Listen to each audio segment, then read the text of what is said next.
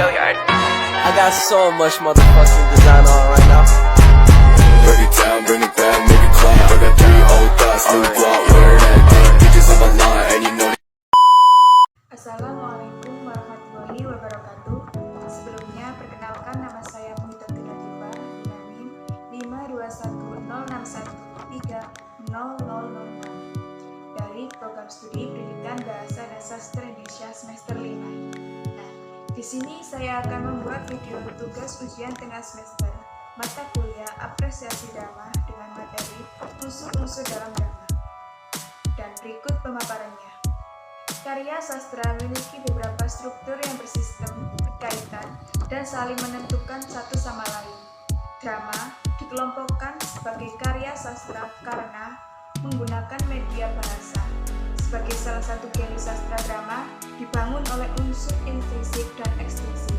Untuk dapat menikmati suatu karya sastra secara sungguh-sungguh dan baik, diperlukan pengetahuan akan karya tersebut. Tanpa pengetahuan yang cukup, penikmatan akan sebuah karya sastra hanya bersifat dangkal dan sepintas karena kurangnya pemahaman yang tepat. Selain itu, pengetahuan akan unsur-unsur yang membentuk karya sastra pun sangat diperlukan untuk memahami isi karya sastra secara menyeluruh. Tanpa pengetahuan akan unsur yang membangun karya sastra, pemahaman kita akan dangkal dan hanya terkaan saja sifatnya. Jika penikmatan karya sastra dengan cara demikian, maksud dan makna yang disampaikan oleh pengarangnya kemungkinan tidak akan tertangkap oleh pembaca. Unsur-unsur karya sastra tersebut adalah unsur intrinsik dan unsur ekstrinsik. Unsur intrinsik adalah unsur yang ada dalam tubuh karya sastra itu sendiri, yang meliputi alur, tema, penokohan, amanat, dialog, dan latar. Sedangkan unsur ekstrinsiknya adalah unsur yang berada di luar tubuh karya sastra. Misalnya, latar belakang pengarang, fungsi sosial, yang umumnya meliputi segala segi kehidupan. Yang pertama yaitu unsur intrinsik dalam drama. Yang pertama ada tema. Tema adalah ide pokok yang ingin disampaikan dari sebuah cerita atau disebut juga sebagai inti cerita yang hendak dikemukakan oleh pengarang. Walaupun di dalam suatu drama biasanya terdapat banyak konflik atau permasalahan, akan tetapi temalah yang menjadi benang merah dari semua permasalahan yang ada pada cerita tersebut. Yang kedua ada alur. Hubungan antara satu peristiwa dengan peristiwa lainnya disebut sebagai alur atau plot. Pada dasarnya, alur dalam drama sama seperti bentuk cerita atau prosa pada umumnya. Sebuah peristiwa diceritakan secara berurutan ke peristiwa atau kejadian lainnya. Secara umum, alur drama memiliki bagian yang dimulai dari pendahuluan, konflik, perumitan atau komplikasi, klimaks, sampai ke penyelesaian atau resolusi. Yang ketiga yaitu ada tokoh. Tokoh adalah rekaan yang menjadi pemegang peran dalam drama. Setiap pemain atau aktor dalam drama telah ditentukan pula wataknya. Itu sebabnya istilah tokoh juga sering disebut karakter atau watak. Berdasarkan perannya, tokoh dibedakan menjadi 3 jenis, yaitu tokoh protagonis, yakni tokoh utama, tokoh antagonis atau tokoh penentang cerita, dan tokoh tritagonis atau pendukung. Unsur intrinsik yang keempat yaitu ada latar. Latar atau setting adalah bagian dari cerita dalam drama yang menceritakan waktu dan tempat kejadian ketika tokoh mengalami sebuah peristiwa. Latar mencakup 3 hal, yakni latar tempat yang berhubungan dengan setting, ruang, dan waktu, latar waktu yang merupakan waktu dalam drama, dan latar suasana, yaitu suasana yang mendukung terjadinya cerita. Setting cerita juga dapat didukung dengan tata suara maupun tata lampu saat pementasan drama. Unsur intrinsik yang kelima yaitu ada amanat. Dalam sebuah pementasan drama ada sebuah pesan atau sisipan nasihat yang ingin disampaikan pengarang melalui tokoh atau alur cerita. Inilah yang disebut amanat. Amanat drama selalu berhubungan dengan tema drama. Amanat juga menyangkut nilai-nilai yang ada di dalam masyarakat yang disampaikan secara implisit. Unsur intrinsik yang keenam ada dialog. Dialog merupakan ciri khas dalam naskah drama yang sangat penting. Dialog adalah percakapan antara dua tokoh atau lebih yang melengkapi cerita yang sudah diatur oleh sutradara atau penulis cerita. Dialog dalam drama harus mencerminkan hal-hal sebagai berikut. Yang pertama, ragam bahasa. Dalam dialog, drama tersebut menggunakan bahasa lisan. Yang kedua, dialog dapat diucapkan dengan lebih tajam dan tertib daripada ujaran sehari-hari. Yang ketiga, ada dialog harus dapat mengungkapkan pikiran dan perasaan para tokoh yang berperan. Yang keempat, diksi atau pilihan kata yang digunakan di dalam drama juga harus berhubungan dengan konflik serta alur cerita. Yang kelima, dialog dalam drama harus dapat mencerminkan tokoh yang dibawakan, baik itu watak secara psikologis, sosiologis, maupun juga fisiologis.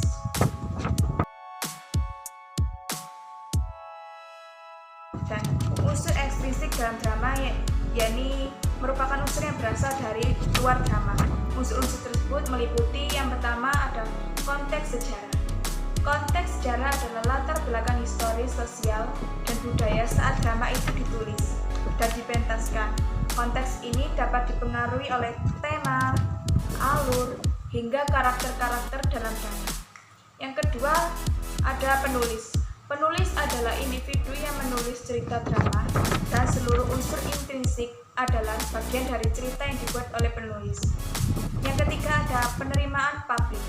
Terakhir adalah penerimaan publik. Tanggapan sangat mempengaruhi penilaian dan persepsi terhadap drama yang digarap.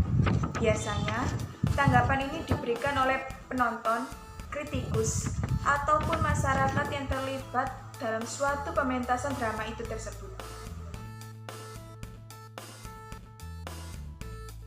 Nah, dari pemaparan yang sudah saya jelaskan tadi, di sini saya juga akan memberikan contoh analisis struktural dari kedua unsur drama, yaitu unsur intrinsik dan unsur eksplisit.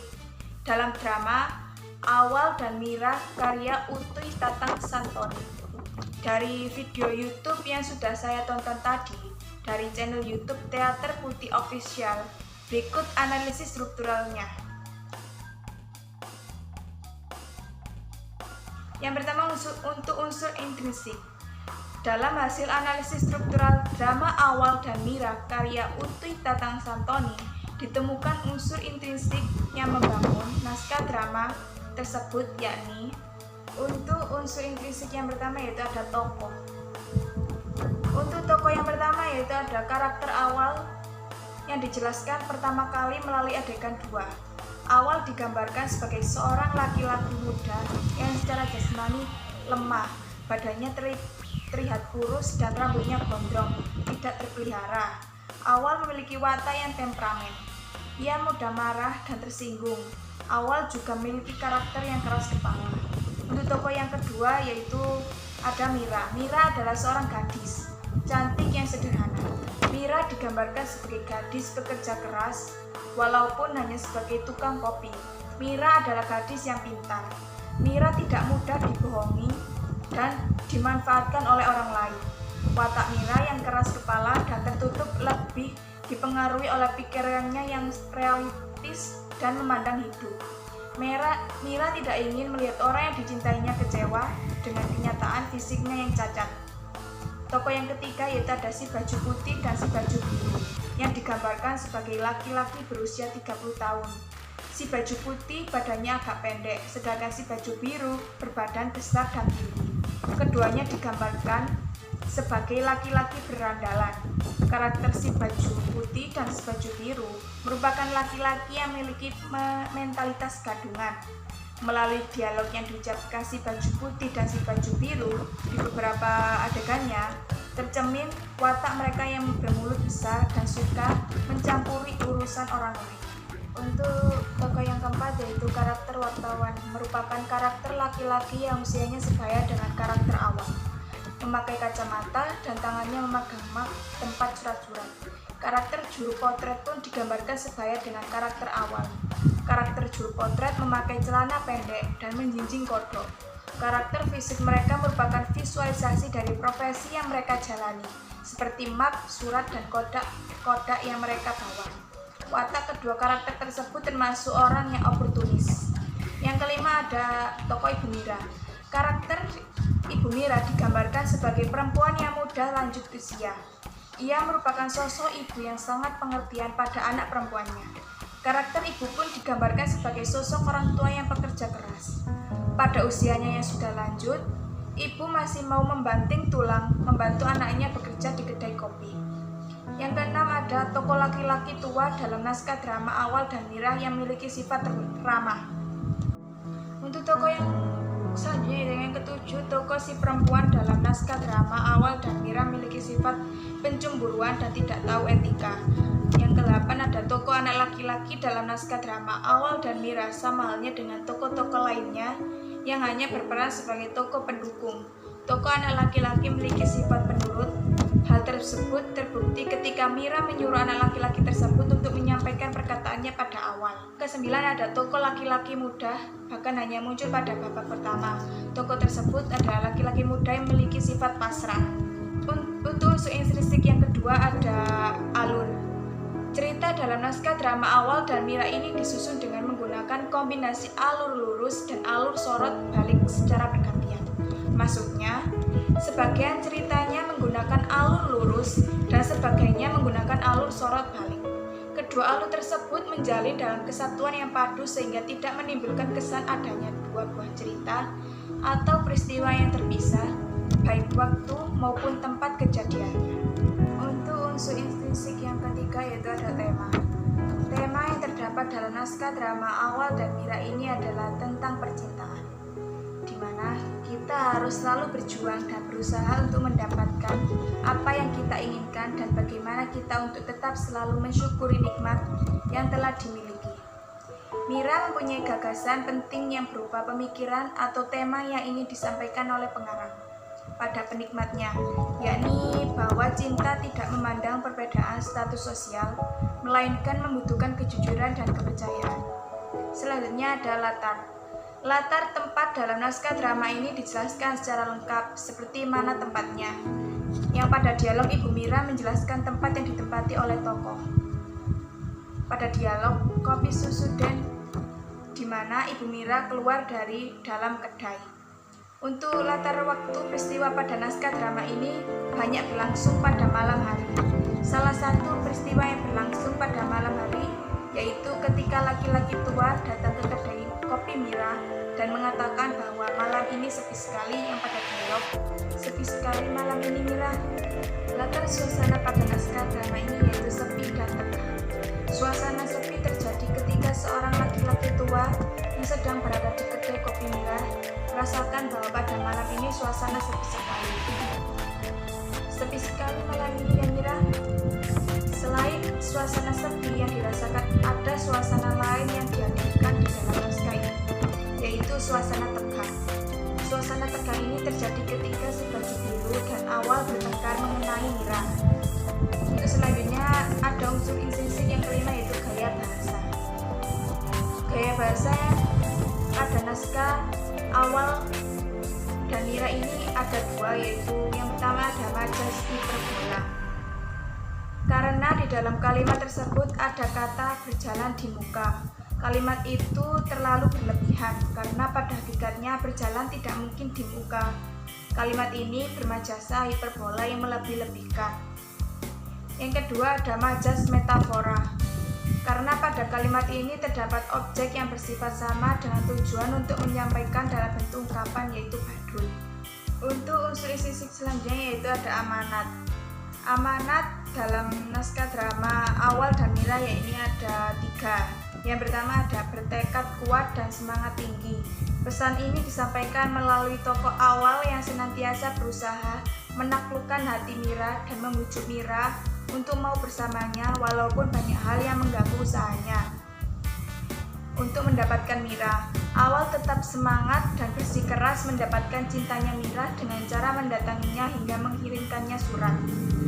Amanat yang kedua yaitu ada selektif untuk memiliki pasangan. Nilai ini disampaikan melalui tokoh Mira yang selektif memilih pasangan untuk dirinya kelak. Mira yang memiliki cacat fisik ingin mempunyai pasangan yang dapat menerima dirinya apa adanya. Untuk amanat yang ketiga yaitu ada setiap manusia memiliki kekurangan dan kelebihan. Nilai ini disampaikan melalui tokoh Mira dalam salah satu dialognya berbunyi, "Tapi lantaran inilah mas, lantaran ke atas aku cantik dan ke bawah aku cacat." Aku bagimu merupakan paduan dari kehidupan surga yang kuimpikan dan kepahitan dunia yang kau rasakan. Dialog tersebut menjelaskan bahwa dalam setiap diri manusia tidak mungkin memiliki kesempurnaan utuh. Itulah unsur intrinsik dalam drama Awal dan Mira. Selanjutnya yaitu ada unsur ekstrinsik. Unsur ekstrinsik pada naskah drama Awal dan Mira yakni sebagai berikut. Yang pertama adalah latar belakang pengarang. Dalam naskah ini Utuy menjadikan pengalaman pribadinya sebagai bahan naskah. Mira yang dalam ceritanya adalah Oni, perempuan yang dicintainya, kerabat dari janda tua, tukang jahit yang pernah menjadi pembantu ayahnya sewaktu masih berjualan batik. Juga tempat menitipkan Utuy saat di Bandung. Perempuan dengan wajah dan perawakan Indo-Eropa, panggilannya Oni, sebutan untuk anak-anak Indo. Bapak Oni, orang Belanda, seorang pengusaha perkebunan, sedangkan ibunya Gundik. Setelah beberapa kali bertemu, Oni dan Utuy saling menyukai satu sama lain. Naskah yang berlatar tahun 1951 ini 2 tahun setelah Belanda mengakui kedaulatan Republik Indonesia. Utuy menggambarkan situasi kacau yang terjadi di masyarakat Indonesia saat itu, di mana orang-orang tidak ada yang bisa saling percaya satu sama lain. Drama Awal dan Mira berlandas berdasarkan instruksi Menteri Pendidikan dan Kebudayaan Republik Indonesia nomor 1381 atau 1965 tanggal 30 November 1965 yang ditandatangani oleh pembantu Menteri Pendidikan dan Kebudayaan Bidang Teknis Pendidikan Kolonel Dr. Muhammad Setiandi Kartodikusuma, dinyatakan sebagai salah satu buku terlarang dengan alasan untuk mengadakan tindak lanjut di dalam usaha menumpas pengaruh dari gerakan 30 September, khususnya di bidang mental ideologi.